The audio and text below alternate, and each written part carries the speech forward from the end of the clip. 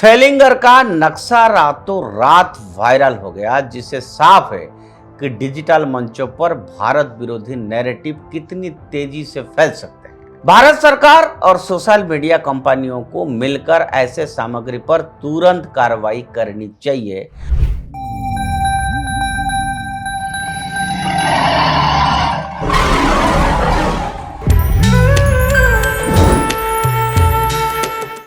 नमस्कार, उदय India digital में आप सबका बहुत बहुत स्वागत है और मैं हूं दीपक कुमार रथ।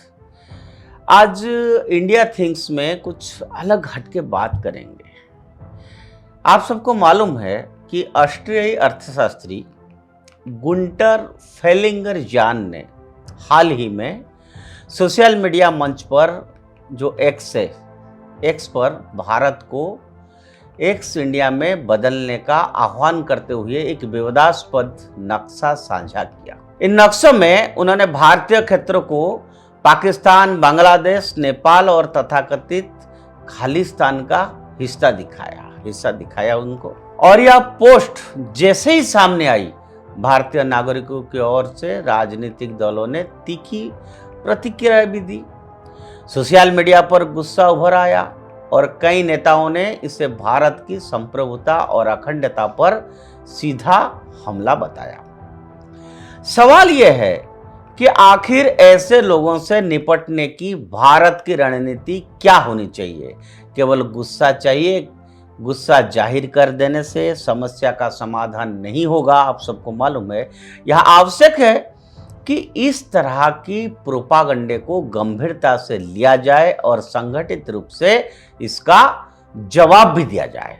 सबसे पहले भारत को राजनीतिक स्तर पर स्पष्ट और सशक्त प्रतिक्रिया देनी चाहिए। विदेश मंत्रालय को न केवल गुंटर फेलिंगर जान की तथाकथित नाटो एलार्जमेंट कमेटी की वास्तविकता पर सवाल उठाना चाहिए, बल्कि नाटो से आधिकारिक स्पष्टीकरण भी मांगना चाहिए। यह स्पष्ट होना चाहिए कि यह किसी व्यक्ति की भ्रामक राय है या फिर संगठनात्मक रुख है। यदि यह किसी भी तरह से नोटों से जुड़ा है तो भारत को इसका कड़ा विरोध दर्ज करना चाहिए ऑफिशियली। दूसरा पहलू यह है कि सोशल मीडिया की भूमिका।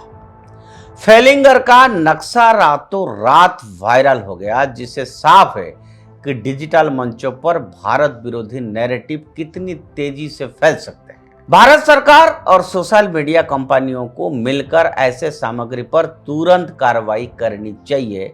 ऐसे मामलों को साइबर सुरक्षा और राष्ट्रीय सुरक्षा से जुड़ा मुद्दा मानते हुए कठोर कदम भी उठाने होंगे। तीसरी बात आंतरिक एकता की है।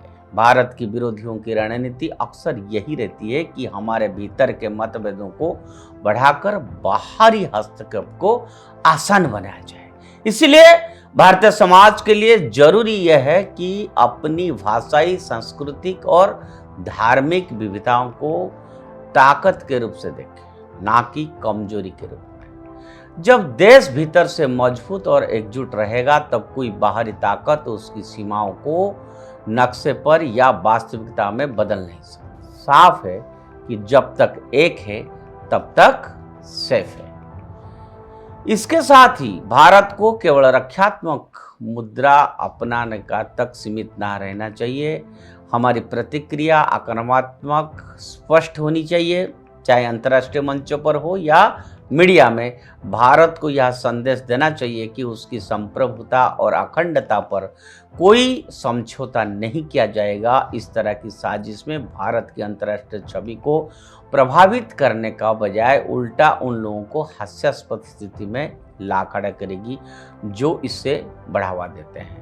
गुंटर फेलिंगर जान जैसे लोग भारत की असली ताकत को नहीं समझते हैं।